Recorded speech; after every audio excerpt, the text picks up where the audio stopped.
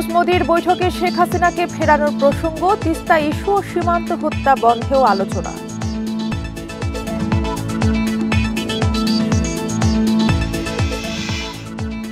সৌহার্দ্যপূর্ণ সম্পর্কে জোর ঢাকার, গণতন্ত্র দেখতে চায় ভারত, সম্পর্কে টানাপোড়েন কিছুটা কমার আশা।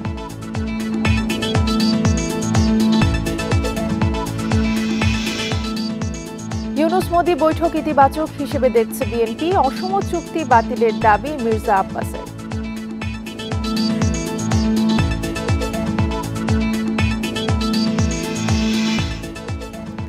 ঈদ উদযাপন শেষে রাজধানীতে ফিরতে শুরু করেছে নগরবাসী, সড়ক ও নৌপথে নির্বিঘ্ন যাত্রায় স্বস্তি।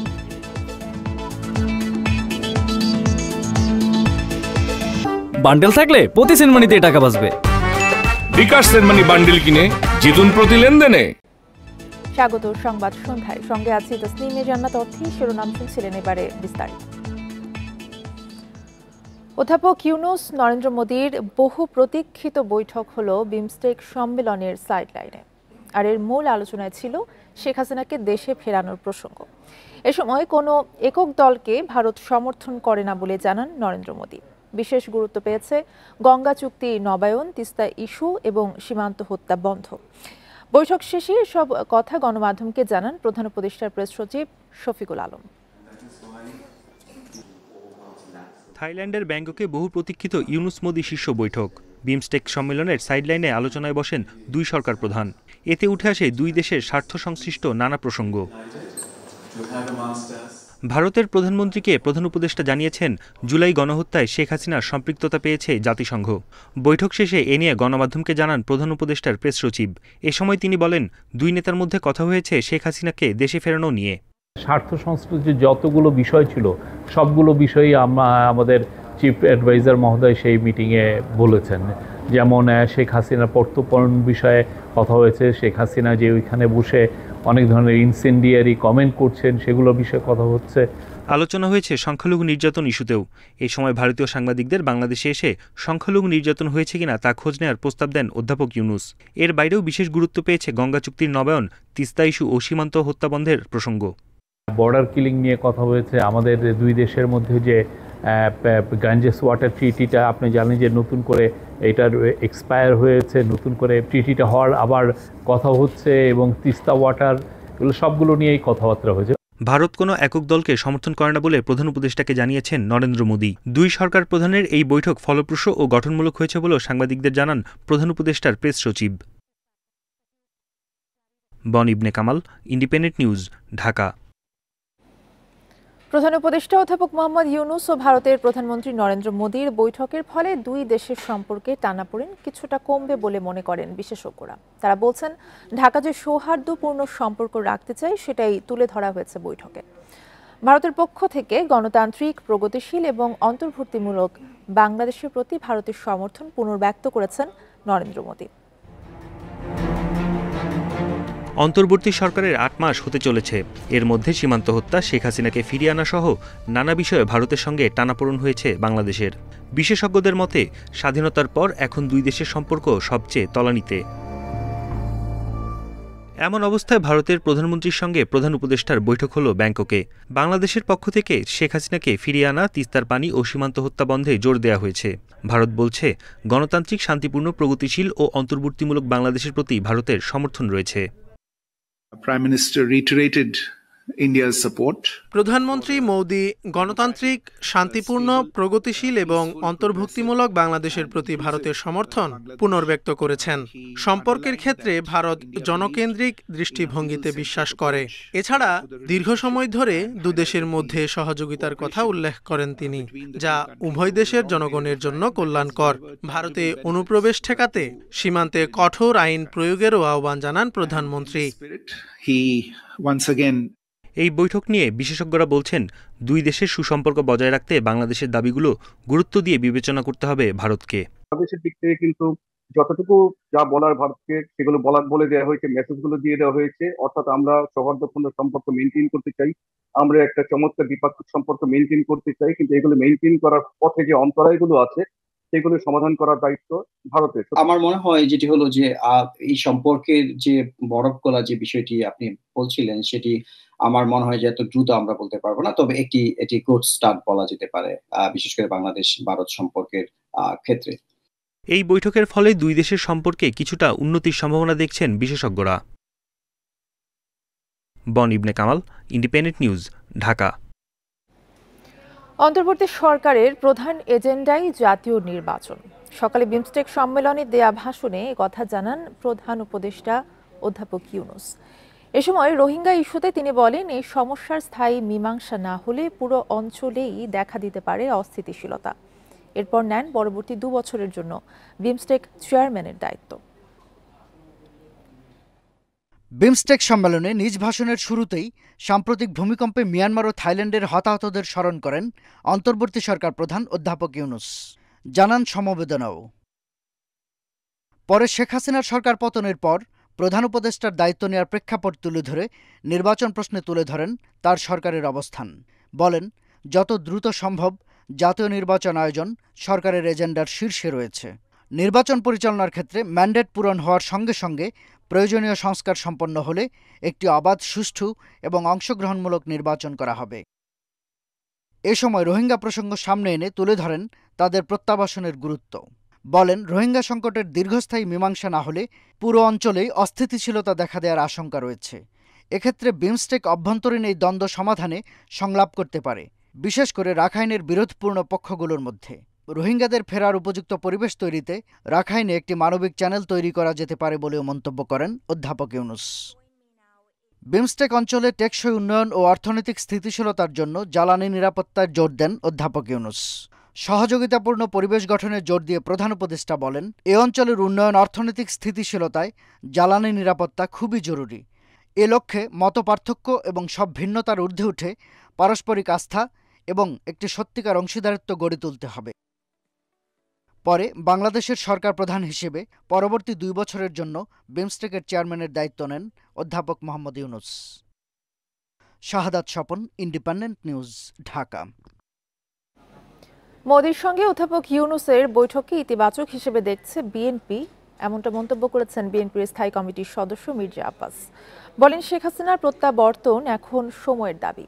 বিকেলে শাহজাহানপুরে সাংবাদিকদের সঙ্গে মতবিনিময়কালে এসব কথা বলেন তিনি। মির্জা আব্বাস বলেন, সীমান্ত হত্যা বন্ধ, তিস্তার পানির ন্যায্য হিস্সা আদায়ের জন্য ভারতের সঙ্গে আলোচনায় জোর দেয়া, ভারতের সঙ্গে করা সব অসম চুক্তি বাতিল করা উচিত বলেও মন্তব্য করেন তিনি। শেখ হাসিনার সঙ্গে যারা ভারতে বসে বাংলাদেশকে অস্থিতিশীল করার ষড়যন্ত্র করছে তাদেরকেও দেশে ফেরত পাঠানো উচিত বলে মন্তব্য করেন তিনি। ভারতের উচিত শেখ হাসিনাকে অবিলম্বে ফেরত দেওয়া। ভারতের সঙ্গে যে চুক্তিগুলো, অসম চুক্তিগুলো হয়েছে, সেগুলো যেমন বাতিল করা দরকার, তেমনি যে চুক্তিগুলো অসম এবং কার্যকর হয় নাই আমাদের এখানে দেশে, যেটা বাংলাদেশের পক্ষে যাবে, যেগুলো যেমন ফারাক্কা বার্তা চালু করা, তিস্তার বাঁধ চালু করা, এগুলো অত্যন্ত প্রয়োজনীয়। শ্রদ্ধা ও সমতা থাকলে ভারতের সাথে বাংলাদেশের সম্পর্ক থাকবে বলে মন্তব্য করেছেন এনসিপির উত্তরাঞ্চলের মুখ্য সংগঠক সার্জিস আলম। তবে সম্পর্কে কেউ আধিপত্য বিস্তার করতে চাইলে মেনে নেওয়া হবে না। দুপুরে রংপুরে জুমার নামাজ শেষে সাংবাদিকদের এসব কথা বলেন তিনি। বলেন, শুধু ভারত নয়, সমতা ও শ্রদ্ধার ভিত্তিতে সব দেশের সাথে সম্পর্ক থাকলে সামনের দিকে এগিয়ে যাবে দেশ। নির্বাচনকে সামনে রেখে দল গোছানোর কাজ শুরু হয়েছে বলে জানান তিনি। বলেন, সব জেলা উপজেলায় দ্রুত সময়ের মধ্যে কমিটি সহ 300 আসনে প্রার্থী দিতে কাজ করবে তারা। এ সময় বৈষম্য বিরোধী আন্দোলনের জেলা ও মহানগরের নেতাকর্মীরা উপস্থিত ছিলেন।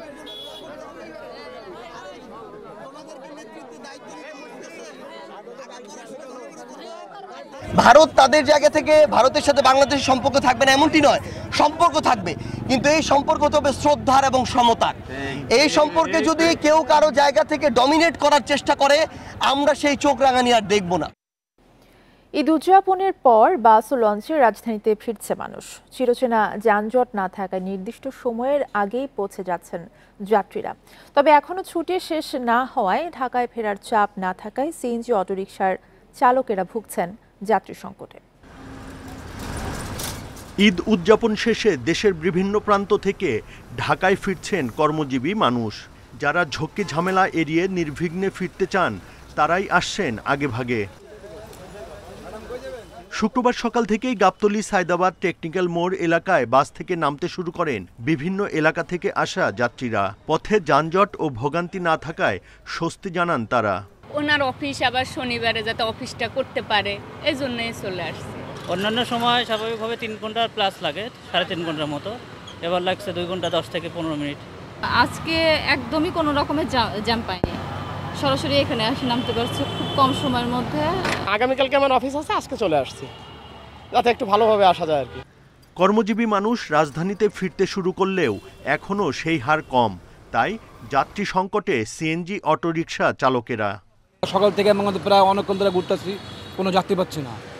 আমরা মানে এখন খুব আমাদের মানে যাত্রী নাই বলেই চলে। 6টা বাজে বাড়িতে এই পর্যন্ত একটা টিপ মারি নাই, কত টাকা ঘুরছি ঠিক নাই, 2-1টা যা আসে ভাড়া কয় অর্ধেক। ভোর থেকেই সদরঘাটে একে একে ভিড়তে দেখা গেছে বিভিন্ন জেলা থেকে আসা লঞ্চ। এবারের সার্বিক ব্যবস্থাপনায় সন্তুষ্ট যাত্রীরা। বিগত বছরের চাইতে এবার আলহামদুলিল্লাহ খুব ভালো জার্নি হয়েছে, আমরা সবাই খুব সন্তুষ্ট। ভালোই কেটেছে ঈদ সবার সাথে, আর জার্নিটাও খুব ভালো ছিল। বিভিন্ন অঞ্চল থেকে সুষ্ঠু শান্তিপূর্ণভাবে নির্বিঘ্নে অত্যন্ত স্বাচ্ছন্দ্যভাবে বাংলাদেশের বিভিন্ন অঞ্চল থেকে ঢাকায় এসে পৌঁছেছে। কোনো রকম অপ্রীতিকর ঘটনা দুর্ঘটনার খবর আমরা এ পর্যন্ত পাইনি। পরিবহন সংশ্লিষ্টরা বলছেন এবারের ঈদে লম্বা ছুটি থাকায় যাওয়ার সময় যানজটের ভোগান্তি হয়নি, তবে ফেরার পালায় শনি ও রোববার চাপ বাড়তে পারে। Buddhadeb Kundu, independent news, Dhaka. Server জটিলতায় 15 ঘন্টা বন্ধ ছিল ট্রেনের টিকিট বিক্রি। সংস্কার কাজের জন্য সার্ভার জটিলতা হয়েছে দাবি কর্তৃপক্ষের। আর কারিগরি ত্রুটির কারণে সূচি বিপর্যয়ে পড়েছে বুড়িমারি, রংপুর ও জয়ন্তিকা সহ বেশ কয়েকটি ট্রেন। এতে তৈরি হয়েছে যাত্রী ভোগান্তি। লালমনিরহাটমুখী বুড়িমারি এক্সপ্রেস শুক্রবার সকাল 8:30টায় ট্রেনটি কমলাপুর ছাড়ার কথা, তবে সেটি স্টেশনেই ঢোকে বেলা 11টার দিকে। এতে ভোগান্তিতে পড়েন যাত্রীরা। বসে আছি তো আল্লাহর রাস্তায় বসেই আছি, তারা একবার দেখাই দিয়েছে 9টা, একবার দেখাই দিয়েছে 9:55, একবার 10:20, আবার 10:30 পর্যন্ত চলে গেছে। আসলো 11টার দিকে, তো এটা আসলে একটা ভোগান্তিকর আমাদের জন্য, যেহেতু এত পিছিয়ে নিয়ে আসছি আমরা, বাচ্চাদের জন্য এটা খুবই কষ্টকর হয়েছে। আমার স্টেশনে ছাড়ার কথা ছিল 8:30টায়, অথচ আমি কিন্তু স্টেশনে 7:30টায় পৌঁছে গিয়েছি। তো 7:30টা থেকে এখন বাজে 11:15, তার মানে কত লেট। 1.5 ঘন্টা দেরিতে ছেড়েছে রংপুর এক্সপ্রেসও। সূচি বিপর্যয়ে পড়েছে জয়ন্তিকা, কিশোরগঞ্জ এক্সপ্রেস সহ বেশ কয়েকটি ট্রেন। সম্ভব টাইম দিচ্ছে, আবার টাইমটা চেঞ্জ করতেছে। এখন আমাদের তো অফিস আছে, আমরা চাকরি করি সাভাই-নবাবগঞ্জ, আমাদের যাইতে হবে ওখানে, তো সমস্যায় পড়ে আছে। এখন কখন যে ট্রেন আসে কিছুই বলতে পারতেছে না। 9:10 ট্রেন রংপুর এক্সপ্রেস, বাট এখনো কোনো খবর নেই। এই হলো অবস্থা, বসে আছি ওয়েটিং। প্রায় 2 ঘন্টা ধরে ওয়েটিংয়ে আছে আর কি, এখনো ট্রেন পর্যন্ত আসে না। এর আগে বৃহস্পতিবার রাত 8টা থেকে শুক্রবার বেলা 11টা পর্যন্ত বন্ধ ছিল ট্রেনের টিকিট বিক্রির সার্ভার।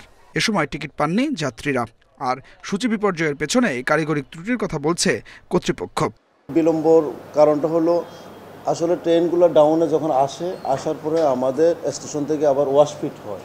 ওয়াশফিট হওয়ার পরে সেখানে পোস্ট অ্যাটাচিং ডিটাচিং হয়, অনেক সময় পোস্ট ড্যামেজ হয়। আর এই যে ওয়াশফিটে নেওয়ার ক্ষেত্রে আনার ক্ষেত্রে শান্টিং ইঞ্জিন ব্যবহার হয়, অনেক সময় শান্টিং ইঞ্জিনের সমস্যা থাকে। সব কিছু মিলাই আসলে ট্রেনগুলো লেট হচ্ছে। এদিকে শনিবার অতিরিক্ত ভিড়ের শঙ্কায় একদিন হাতে রেখেই রাজধানীতে ফিরেছেন অনেকে। তবে এবারের ঈদযাত্রা নিয়ে স্বস্তি ছিল সবার চোখে মুখে। ফিরতি পথেও মেলেনি তেমন অভিযোগ। পরিবারের জন্য আমি একদিন আগে চলে আসছি, আমার শনিবার থেকে ডিউটি আছে, এই জন্য আর কি পরিবার নিয়ে কোনো চাপে না পড়তে পারি। ছুটি আরও ছিল, কিন্তু টিকিট না পাওয়ার কারণে আগে চলে আসছে। পরিবারকে ছেড়ে আসতে অনেক কষ্ট হচ্ছে। আমার বাচ্চাটা অনেক কান্নাকাটি করছে, মানে দাদাবাড়ি ঈদ করছে, অনেক ভালো লাগছে আর কি।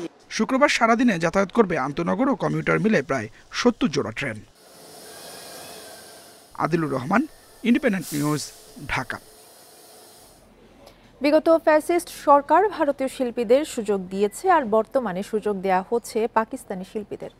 এ কারণে অবহেলিত থাকছে দেশীয় শিল্পীরা, অভিযোগ করেছেন বিএনপি নেতা সুলতান সালাউদ্দিন টুকু। তিনি বলেছেন, রাজনৈতিক মতাদর্শ বিবেচনা নয়, সব ধরনের শিল্পীদের সুযোগ দেয়া হবে। সকালে মানিক মিয়া এভিনিউয়ে সবার আগে বাংলাদেশ কনসার্টের স্থান পরিদর্শন শেষে কথা জানান তিনি। তরুণ প্রজন্মের সামনে দেশীয় সাংস্কৃতিক ঐতিহ্যকে তুলে ধরতেই এই আয়োজন। এছাড়া কনসার্টের নিরাপত্তাকে কেন্দ্র করে মানিক মিয়া এভিনিউ সিসি ক্যামেরার আওতাভুক্ত থাকবে। আগামী 11 এপ্রিল একযোগে 4 বিভাগে এই কনসার্ট আয়োজন করা হচ্ছে বলেও জানান তিনি। আমরা দলগত দিক থেকে কিন্তু এটা বিবেচনায় নিচ্ছি না, আমরা নিচ্ছি বাংলাদেশ হিসাবে বিবেচনায় নিয়েছি। এই বাংলাদেশের সকলকেই আগামী দিনে দেশপ্রেমে উদ্বুদ্ধ হয়ে দেশের পক্ষে কাজ করতে হবে, কারো ব্যক্তির পক্ষে যাতে কেউ কাজ না করে, সেই জন্যই কিন্তু আমাদের এই উদ্যোগ। চট্টগ্রামের লোহাগাড়ায় বাস মাইক্রোবাস সংঘর্ষে আহত আরও একজন চট্টগ্রাম মেডিকেলে মারা গেছেন। এ নিয়ে দুর্ঘটনায় মোট প্রাণহানি বেড়ে দাঁড়ালো 11 জনে। এছাড়া গুরুতর আহত শিশু আরাধ্যকে উন্নত চিকিৎসার জন্য ঢাকায় স্থানান্তর করা হয়েছে। দুপুরে চমেক হাসপাতালের আইসিইউতে চিকিৎসাধীন অবস্থায় মারা যান তাসনিয়া ইসলাম প্রেমা। এর আগে এই দুর্ঘটনায় তাসনিয়ার বাবা মা ও 2 বোন মারা যান।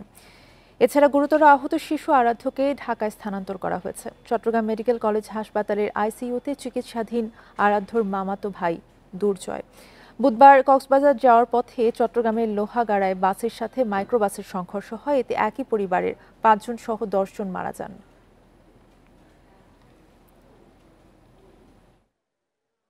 পা দুটো তো হয়ে গেছে, ফ্র্যাকচার হয়েছে, মাথায়ও আঘাত লেগেছে, সেজন্য ওখানে স্টার হসপিটালে নিয়ে যাওয়ার জন্য কাজ চলছে। উন্নত মানের একটা হসপিটালে নিয়ে যাচ্ছে, এটা আমরা মনে করছি যে ভালো কিছু হতো। ঢালিউডের আলোচিত সমালোচিত চিত্রনায়িকা পরিমণির বিরুদ্ধে গৃহকর্মী নির্যাতনের অভিযোগ উঠেছে। এ ঘটনায় ভুক্তভোগী পিঙ্কি আক্তার ঢাকার ভাটারা থানায় অভিযোগ দায়ের করেন। বিষয়টি নিশ্চিত করেছেন ডিএমপির মিডিয়া বিভাগের ডিসি মোহাম্মদ তালেবুর রহমান। গৃহকর্মীর অভিযোগ 1 মাস আগে পরিমণির বাসায় কাজ নেন তিনি। গত বুধবার মেয়েকে খাবার খাওয়ানোকে কেন্দ্র করে তাকে মারধর করেন চিত্রনায়িকা পরিমণি। পরে জাতীয় জরুরি সেবার নম্বর 999-এ ফোন করে পুলিশকে জানানো হয়। পুলিশ বলছে অভিযোগের বিষয়ে তদন্তের পর ব্যবস্থা নেওয়া হবে। এই ছিল এখনকার সংবাদে। ইন্ডিপেন্ডেন্ট টেলিভিশনের সব খবর জানতে চোখ রাখুন ফেসবুক, ইউটিউব এবং এক্সে। ধন্যবাদ।